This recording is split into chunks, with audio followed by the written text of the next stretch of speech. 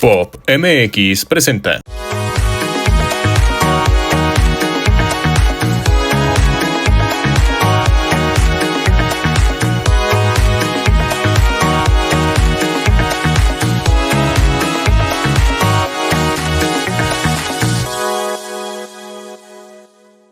Amigos de Pop MX, mi nombre es Samuel Navarro y sean bienvenidos a una edición más de Pop Talks. Aquí conectamos con las mentes más creativas, auténticas y apasionadas del entretenimiento. Hoy tenemos a un actor que no conoce límites, del teatro al cine y de ahí a televisión. Su carrera está marcada por la versatilidad y la intensidad. Lo has visto como Cuitláhuac en Hernán, Yolol en Toda la Sangre, Vicente en Las Azules y Crispín en Como Agua para Chocolate. De igual forma lo viste en Rosario Tijeras 4 y Lotería del Crimen 4. Hoy en Pop Talks platicamos con el actor regiomontano que se transforma en cada historia que toca. Él es Antonio Trejo Sánchez. Me gustaría empezar esta entrevista preguntándote justamente, tú cruzas diferentes proyectos, ya sea en cine, teatro, televisión. ¿Qué te impulsa o qué te motiva a moverte entre tantos géneros y diferentes formatos dentro de tu proyección artística?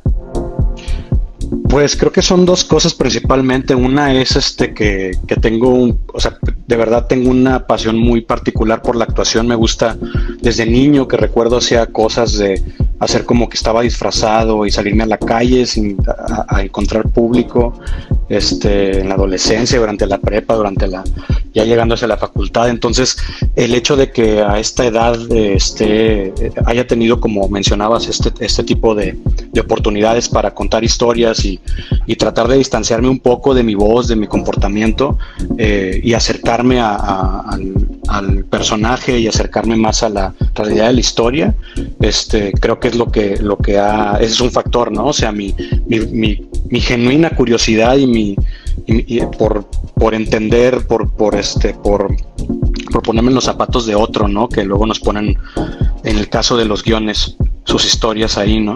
Y el otro factor es que, pues afortunadamente me tocó, siento, una etapa del entretenimiento, aparte de la cultura, que ahí podría inscribir al cine independiente y al teatro, y por el lado de la industria del entretenimiento, de las series y algunas películas comerciales, creo que hay un gran auge, sobre todo de eso mismo que mencionas, de una diversidad, ¿no? De una multiplicidad de maneras de llegar a un espectador, ¿no?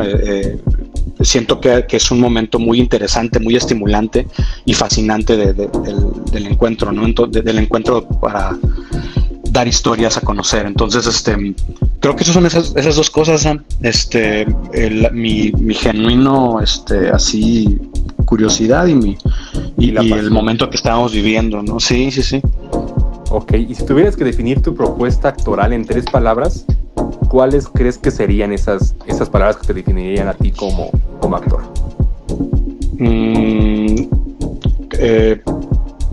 Curioso, okay. Detallado y flexible. También es algo muy lindo, por ejemplo, del set, que uno llega sin mucho ensayo a encontrar la situación, la escena con el compañero, y ahí también hay que estar muy, muy presente y muy alerta, ¿no? Muy, muy escucha. Ok, muy, muy interesante tus respuestas. Y has interpretado personajes intensos, históricos, un poco oscuros y otros algo poéticos. ¿Y cuál ha sido ese personaje que te ha desafiado más? Fíjate que dependiendo del reto, yo te podría decir 2 en particular. Uno es definitivamente Cuitláhuac, en donde tuve la oportunidad de acercarme mucho más a la cultura prehispánica, a la cultura mexica,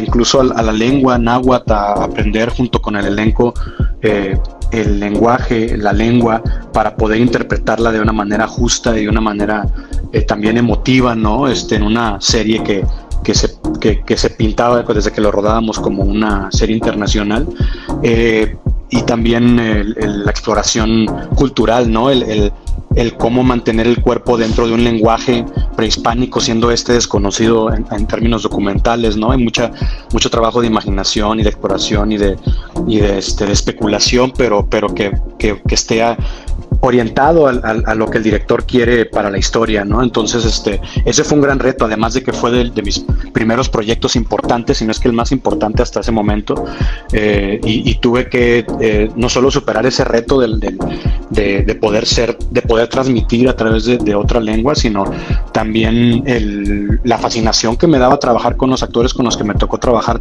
cara a cara, y también siempre me han fascinado los efectos especiales. Entonces llegar al set y ver cómo estaba hecho, cómo el diseñador de producción y su equipo generaron este universo tan detallado era para mí un factor más de distracción al cual tenía que atender enfocándome, ¿no? Definitivamente fue de los más retadores.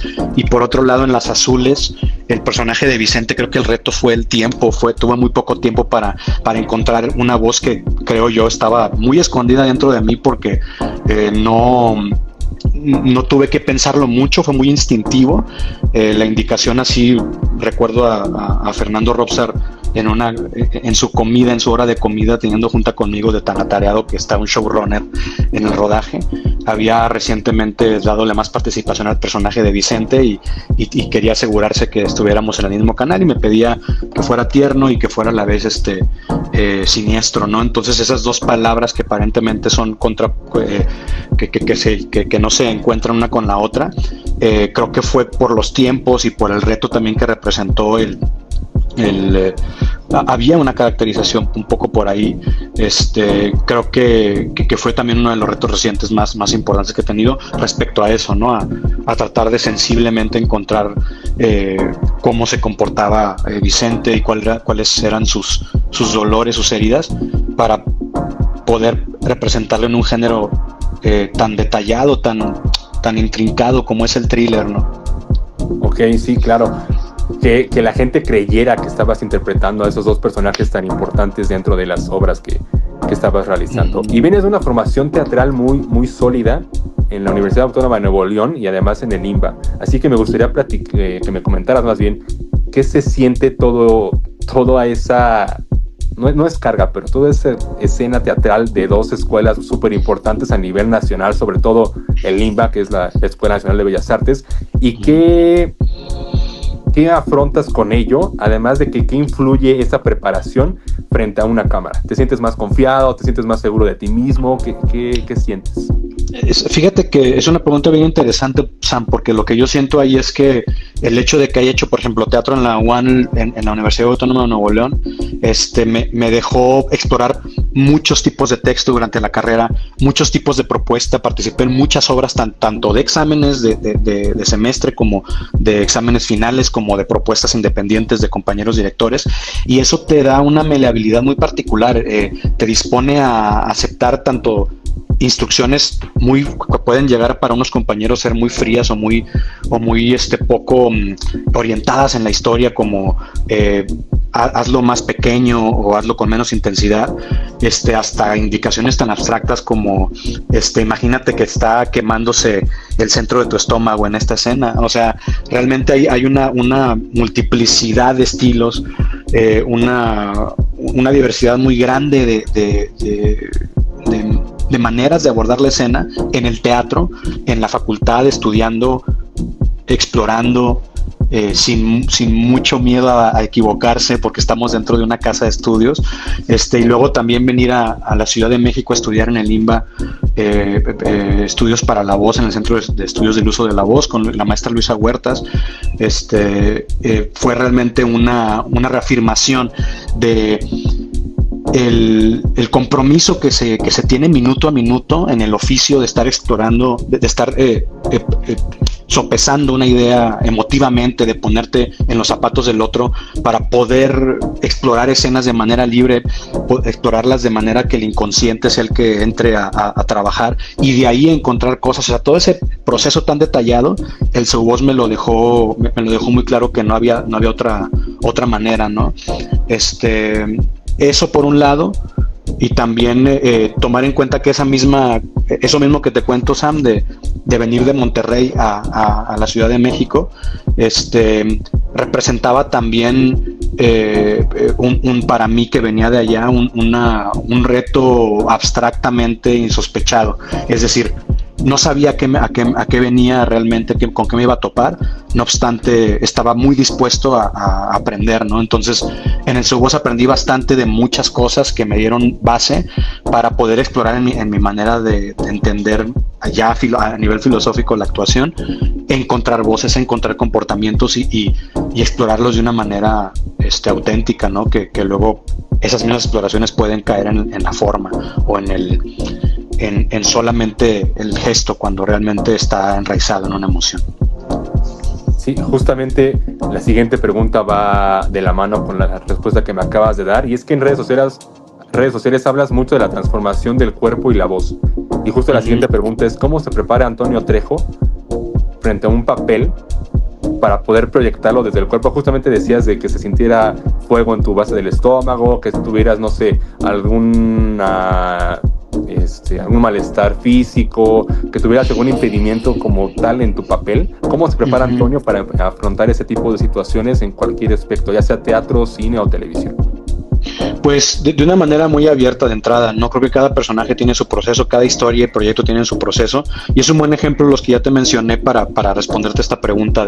Para Cuitláhuac sí hubo mucho tiempo de preparación, como unos 3 meses de estudiar la lengua náhuatl y tanto de clases grupales como individuales, y aparte de clases individuales, pues mucho trabajo de mesa, de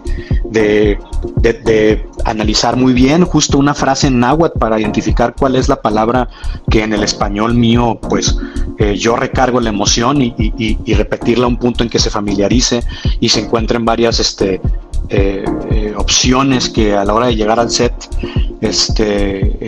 estén a disposición para que no interrumpan el presente con el compañero, y por otro lado también si de repente llega o sea, este es un proyecto antelado que yo conocía que iba a empezar a rodar con meses de antelación y le dispuse un tiempo para trabajarlo. Cuando llega de repente un proyecto con poco tiempo, que a lo mejor, como en el caso de Las Azules, en donde Vicente creció durante el rodaje, y se le escribieron más escenas y más entramado con los personajes principales, también ahí hay un reto que tiene que ver más con una apertura de dejarte guiar, ¿no? Porque también el director te elige sabiendo que ya tienes lo que él necesita. Entonces es más bien confiar mucho tanto en procesos tan grandes como son 3 meses, 4 meses de preparación para Cuitláhuac, como una semana con Vicente, que también son, te digo, personajes que yo no bueno, en el caso de Vicente, que yo no sospechaba que estuvieran en mí, pero que afortunadamente pude ponerlo a disposición de la historia, ¿no? Son ahora sí que dependiendo del sapo la pedrada. Claro, sí, claro. Y justamente este año has estado muy movido en tele, en teatro, y me gustaría saber un poco, que nos contaras sobre tus personajes en Rosario Tijeras 4, en Lotería del Crimen 4 y Como Agua para Chocolate. Pues en Rosario Tijeras el personaje que hago es Chesco. Es un personaje que me divirtió mucho, sobre todo por esa sensación de hermandad, de esa pandilla que, claro que es una pandilla criminal, pero que justo una de sus cosas lindas es que se generaba una hermandad muy particular, ¿no? Entonces, en ese sentido, fue muy lindo crear al personaje junto con un elenco, ¿sabes? Creo que fue la primera vez que me tocó justo escenas de grupales, escenas donde las dinámicas se van generando durante el rodaje y durante la grabación de las escenas.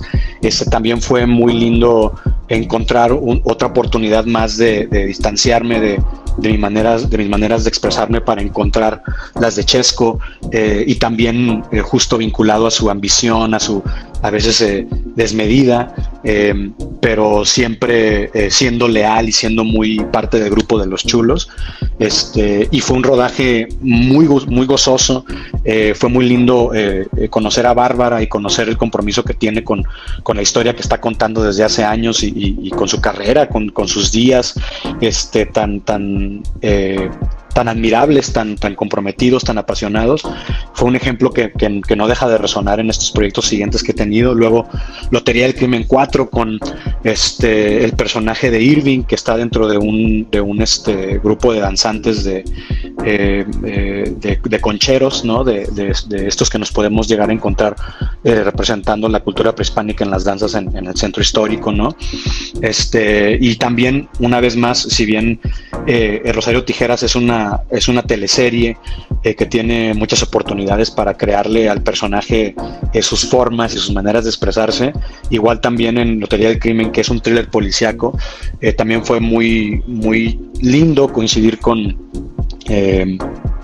Carlos Carrera para crear estos ambientes de sospecha y de ambigüedad, pero que también van de la mano de un aspecto muy mexicano, muy propio, muy local.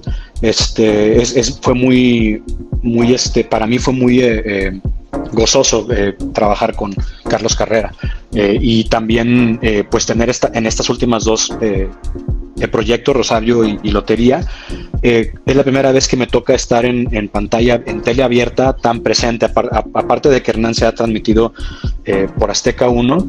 Ha sido muy lindo el encuentro con el público a través de las redes respecto a los personajes y también respecto a los proyectos. Son muy activos, son muy cariñosos, y es una etapa de mi carrera que no me había tocado el tener tanto comunicación con la audiencia, ¿no? Y luego, como Agua para Chocolate, es muy lindo encontrar a Crispín en esta historia que cuenta Julián de Tavira, que es un director con el que ya he trabajado y con el que encuentro una mancuerna muy, muy sincera y muy fluida, y pues el personaje de Crispín también, siendo un peón que está buscando una mejor vida dentro del contexto de la revolución, fue para mí fue un agasajo estar en una serie de época, en una serie que exigía también una investigación tan fuerte como lo fue Hernán, justo con Julián de Tavira. Entonces, para Cuitláhuac, entonces encontrarme otra vez con él en una serie de época en donde hay también tantos detalles por cuidar, fue todo con el fin de que la historia se transmita y que llegue.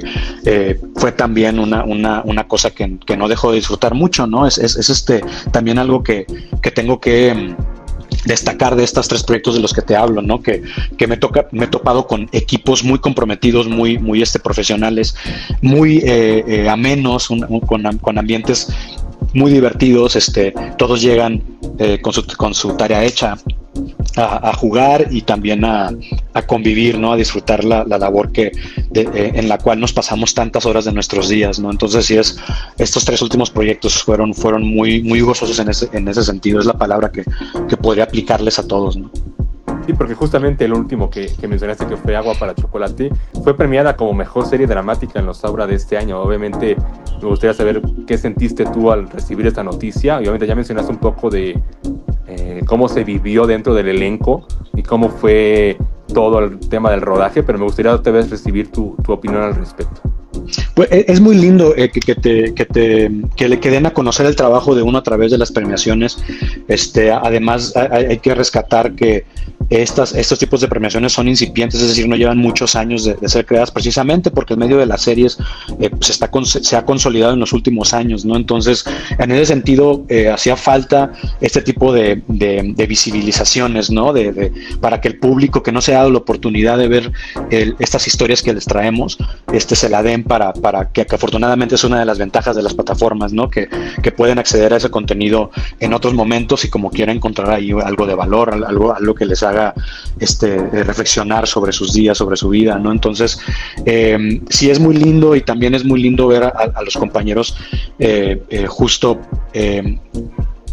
más felices y todavía con mucha más gana de encontrar otra temporada y encontrarnos otra vez para seguir contando las historias, o encontrarnos en otra historia, en otro proyecto, porque creo que el público ha tenido en general en todos esos proyectos que hemos hablado una relación muy íntima con ellos, y es muy lindo esa relación. Entonces los premios figuran ahí como una manera de que el público recuerde que ahí está toda esta producción nacional tan al nivel de cualquier parte del mundo, ¿no?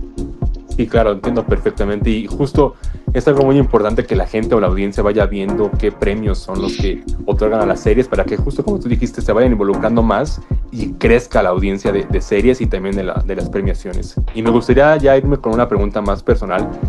¿Qué le hace a Antonio decir, voy por este papel, voy por este proyecto, o mejor me voy por otro más? Que lo entienda, que lo comprenda. Luego pasa, Sam, que llega un guión o llega una escena y la lees y no la entiendes de la primera vez que la lees.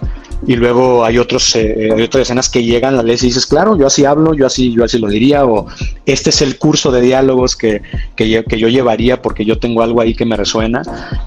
Creo que es ahí donde hay un clic, una resonancia indudable, y es ahí donde ha puesto todo, ¿no? Tanto lo que yo vaya encontrando, que creo que el personaje ha tenido a resultado de sus vivencias, como también no dejemos de entender que estamos dentro de un marco narrativo, cómo estamos contando la historia, teniendo la guía del director, ¿no? Sí, son balances que tanto lo que uno cree y lo que uno investiga y lo que uno explora en su casa, ¿no? En su aula de ensayo, y por otro lado lo que el director o los compañeros terminan de darte y de construirte, ¿no? Entonces creo que es eso, el encontrar un personaje que lo entienda y que sus diálogos me vayan bien, porque es ahí donde es obvio que coincidimos en algo y que puedo abogar por él en la historia, ¿no? Claro, hacerlo tuyo, ¿no? Sí, hacerlo mío, o sea, entendiendo que tiene en esencia esa perspectiva mía, saber que puedo en justa medida, tanto consciente como inconscientemente, aportarle tanto de mi vida inconscientemente como de mi creación conscientemente a la historia y al personaje. Muy bien, y ahora cuéntanos, por favor, Antonio, un poco acerca de tu próximo proyecto, que es la película con Gustavo Sánchez Parra, Una historia falsa. ¿Qué nos espera ahí de tu personaje?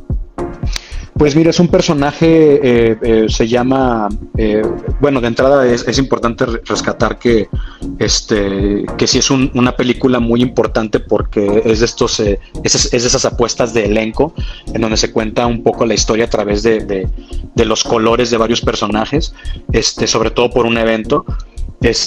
Pero sí, Renato es un personaje que es un trabajador que está recién deportado de Estados Unidos y que se siente un poco decepcionado de lo que él esperaba encontrar allá, y de lo que cuando regresa a su ciudad de origen, a su pueblo de origen, también, ¿no? Ya se encuentra desencajado, que es lo que luego pasa normalmente, que hay una distancia cultural a través de los años, de una convivencia, y justo en este punto es donde en su pueblo, bueno, también está la circunstancia de que Renato está queriendo volver a su familia, que es su esposa y su hijo, y que está encontrando la manera de ver más tiempo a su hijo, pero hay un impedimento ahí familiar, hay una opinión que tiene la esposa sobre el comportamiento de Renato, y en toda esta situación familiar es donde surge algo mucho mayor en el pueblo,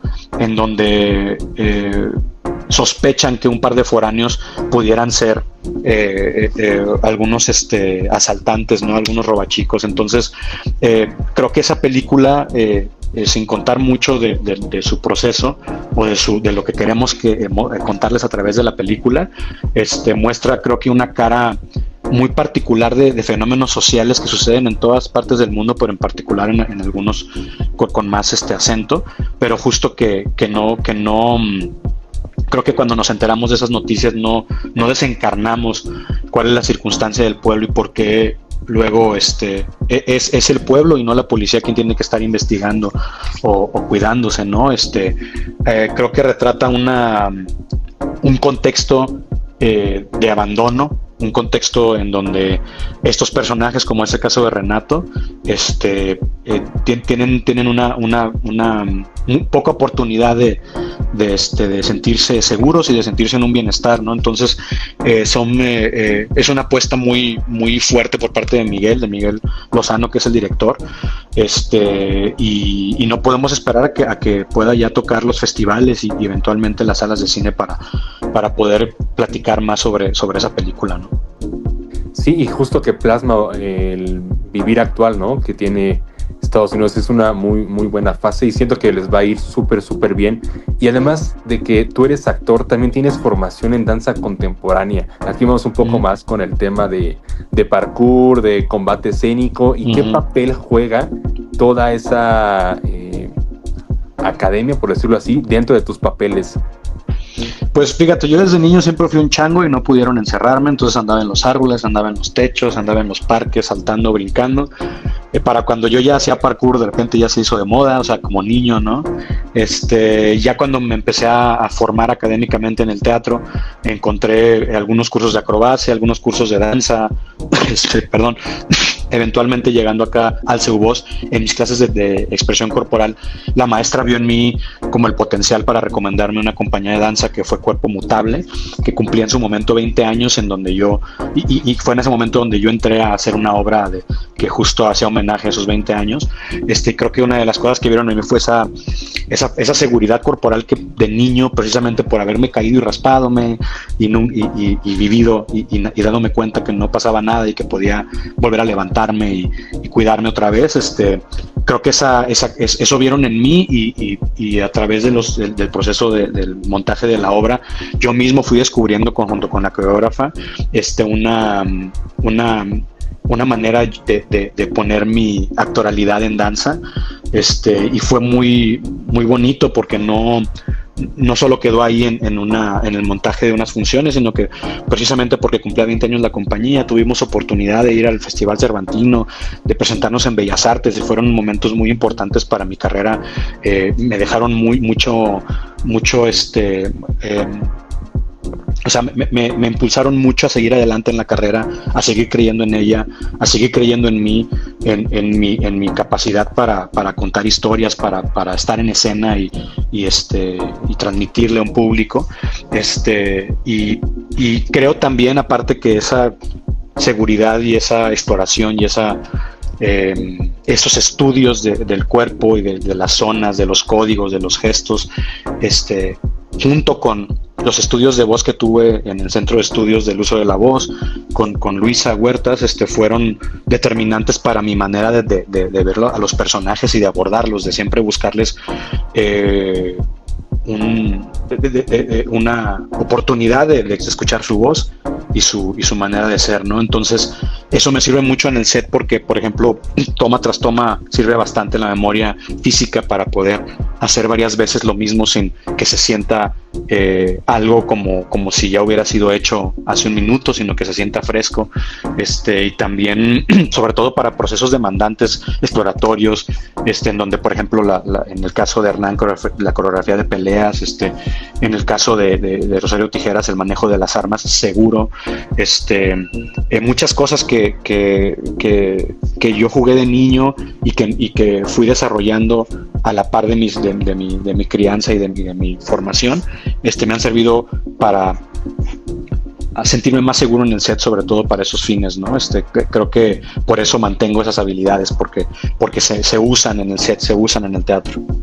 Y justo mi siguiente pregunta va con lo que acabas de terminar. ¿Tienes alguna anécdota de algún rodaje en donde tu entrenamiento físico te haya ayudado a improvisar alguna escena? Pues a improvisar un poco en el cuerpo. Sí, me acuerdo un poco que pues generalmente cuando hay coreografía de pelea es donde yo puedo aportar bastante, porque justo como de niño y durante mi carrera tuve oportunidad de explorar, de caerme, de levantarme, de entender el peso, de entender el cuerpo, de entender zonas de apoyo. A la hora de hacer una coreografía de pelea funciona muy bien porque puedo rápidamente aprendérmela, hacer cambios en ese momento que son a veces milimétricos, en función de la toma, en función de las necesidades del director de fotografía, de manera que puedo resolver y proponer no solo la forma, sino a nivel narrativo por ejemplo, me tocó hace poco que la hice de Luchador, es una película que acabamos de grabar y que pronto, ya que salga, te contaré más de ella, espero poder compartirles pronto.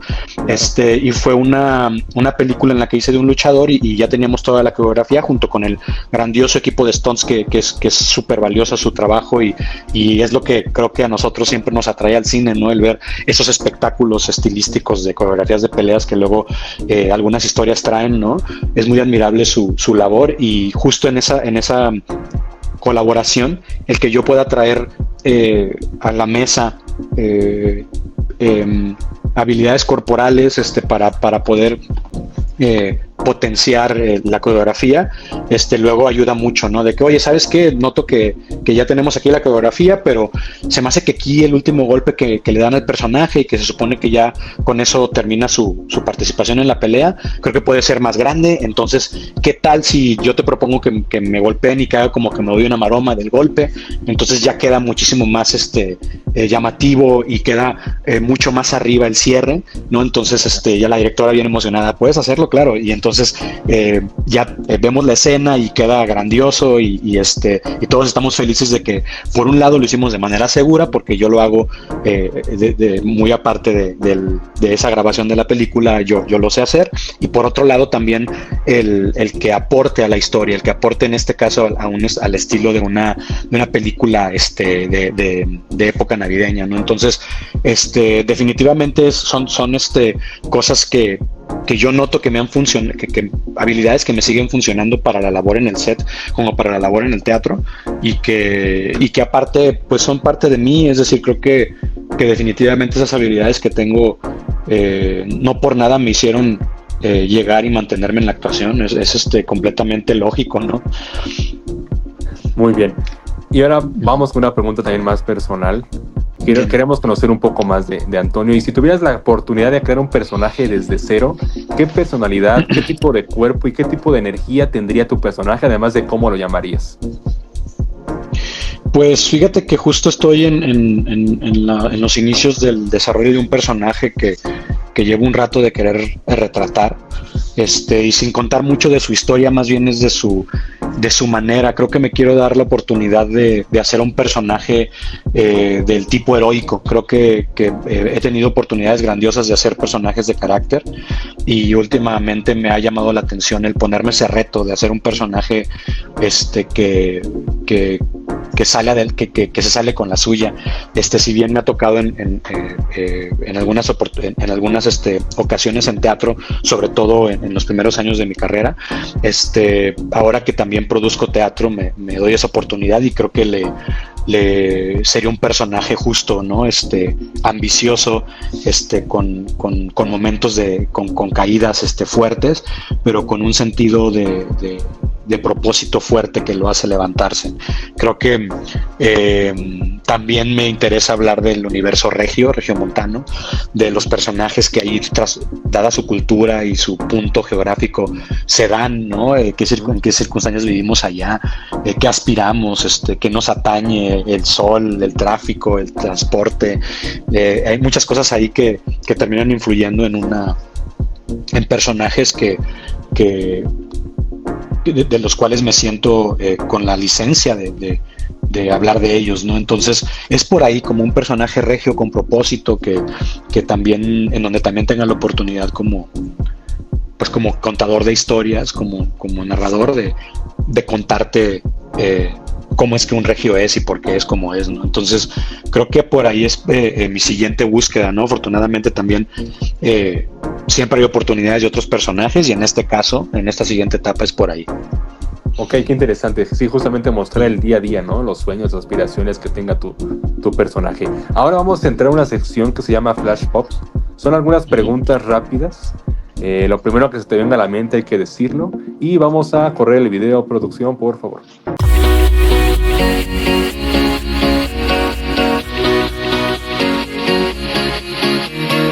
¿Qué prefiere Antonio? ¿Día de rodaje o noche de estreno?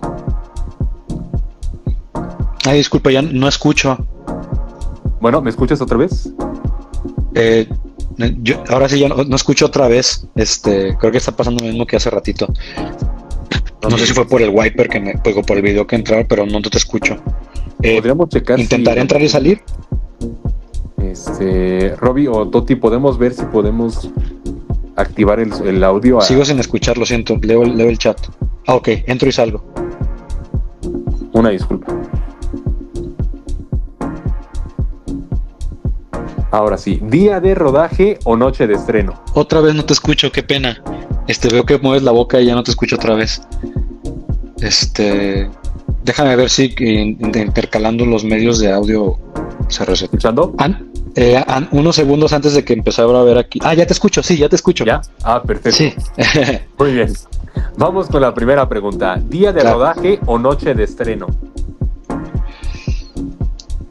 Ay, pues tienen lo suyo. De noche de estreno, porque día de rodaje son varios, pero noche de estreno, pues se celebra, se va a cenar unos taquitos con la gente. Ya también se libraron muchos estreses, ya nació el niño, esta obra de teatro, ¿no? Sí, noche de estreno. Vale. ¿Serie o teatro? Ay, me la pones bien difícil. Bueno, por como Ana últimamente ha estado en las series y su profundidad y su manera de contar las historias ahora en la serie, creo que también llega a ser mucho en cuanto a personajes como el teatro. ¿Un papel que te encantaría interpretar? Ricardo III. ¿Tienes algún ritual antes de grabar? ¿Antes de subir a un set? Sí, un poco abstracto, pero sí estar en vestuario, estar ya en el personaje, mirarme al espejo y un poco hacer un repaso de todo lo que voy a hacer saliendo del camper para grabar. Y en el caso del teatro, aparte de calentamiento, una plática de recordarle esas inseguridades que habitan en mí, que soy un animal escénico y que todo va a salir bien, básicamente. Sí, es ese impulso, esa energía de que todo va a salir bien, la vamos a romper y va a ser un exitazo. Eso y lo que pudimos hacer hasta ahora es lo que se pudo hacer. El resultado ahí está. Sí, ahí está. Se hizo lo que se pudo. Una frase que te defina como actor, Antonio.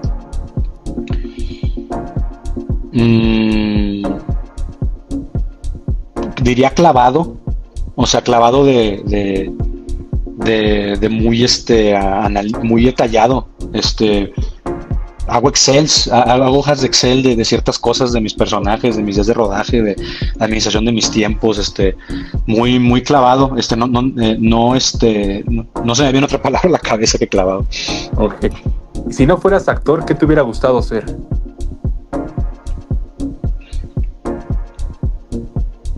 Creo que acróbata.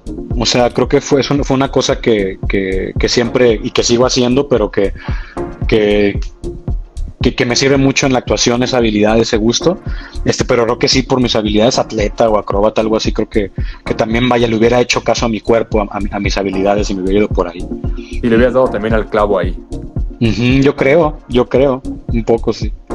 ¿Cuál es el emoji que utilizas más al enviar un texto? Las manitas de que choco, de que ya le hicimos. Chócalas. Ajá. Ok, ¿y qué te hace decir esto vale la pena o valió la pena? El saber que hay audiencia, hay público, hay alguien en el público que se identificó con la historia que contamos. Ok, y termina la siguiente frase. ¿El futuro del cine mexicano es...? Súper fértil. Ok, y bueno, vamos a ir con el bloque de cierre y quiero que te enfoques en los proyectos que tuviste anteriormente, tus primeras obras hasta el día de hoy. ¿Qué ha cambiado en Antonio al momento de plasmar su papel, su actuación? ¿Y qué le dirías a tu Antonio de hace 10 años? Confianza, yo creo que es la confianza. Creo que es una confianza en que, o sea, vaya, es bien curioso cómo somos tan polarmente opuestos los actores. En un momento somos muy seguros y en otro momento somos muy inseguros. Y yo creo que últimamente a través de los años, sobre todo para mi parte insegura, el medio me ha hecho constatar que pertenezco a él, que tengo la suficiente sensibilidad para para entender un guión, para entender un personaje, para transmitir lo que vive el personaje, y a la vez también el saber que el día a día de un rodaje y de una obra de teatro me van perfectamente como guante a la mano, como me siento como pez en el agua. Ok, ¿y qué te gustaría que el público mexicano o internacional descubra de Antonio en los próximos 5 a 10 años? Pues esa eterna curiosidad por encontrar un personaje más, otros zapatos más en los cuales ponerme, encontrar vivir otras situaciones, vivir otras vivencias que no me hubieran tocado de otra manera. Eso creo que es lo que les puedo prometer: variedad y clavadez, como te decía. Ok, y para cerrar, ¿qué consejo le darías a los nuevos actores que están buscando una voz y como tal, un papel dentro de la industria cinematográfica, televisiva o actoral en México? Pues practicarlo, hacerlo, encontrar las estrategias para quedar en obras de teatro, quedar en cortometrajes, quedar ya en proyectos importantes, y si no se va dando, encontrar cómo autogestionarse esas oportunidades, ¿no? De que yo mismo he ido encontrando en combinación con mis pulsos expresivos. He escrito un par de obras, estoy por escribir una nueva, seguirlo haciendo, seguir actuando en cualquier medio para tener la oportunidad de hacer un personaje más y de tener más herramientas en la caja, ¿no? Ok, Antonio, de verdad, muchas gracias por esta maravillosa entrevista a nuestro medio Pop MX, a toda la audiencia. ¿Algún mensaje que le quieras dejar? Solo que sigamos en contacto a través de las redes. Estoy como Trejo Actor, tanto en Instagram como en TikTok, Trejo Actor, así pegado, y donde también voy a poder contarles sobre lo siguiente que viene, y también todas las cosas que todavía este año presenta, de las cuales les quiero contar. Muchísimas gracias, Sam, a ti y a tu equipo, por el tiempo, por la invitación, y nos vemos en otro momento. Claro que sí. Ya lo tienen, Antonio Trejo para Pop MX. Muchas gracias. Nos vemos. Gracias a ti. Nos vemos.